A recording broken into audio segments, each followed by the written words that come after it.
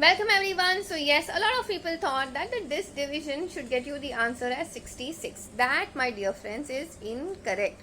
Now, why like that? Please understand that whenever you want to do division, there are certain rules which a lot of people get confused with.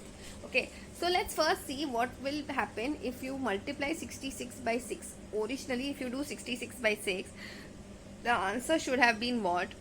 3636 for us to get the answer as 66.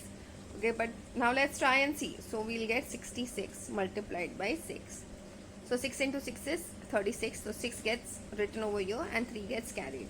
And 6 into 6 is 36 plus 3, that gets you 396, which is obviously not equal to 3636.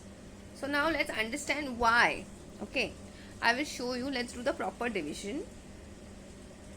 So we have 36, 36, and then we have 6. So we know that 6 6 are 36. The first two numbers are sorted.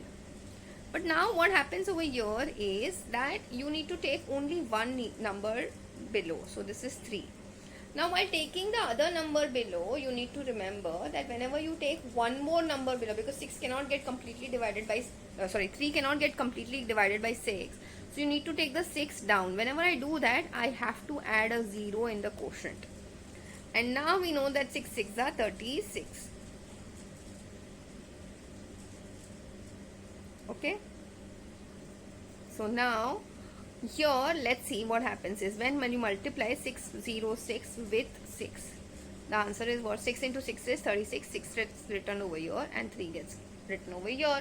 So 6 into 0 is 0 plus 3 gets you 3. Then 6 into 6 is 36.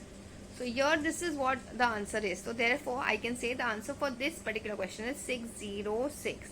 I hope this is very clear to everyone. That's it for today. I will see you in the next video.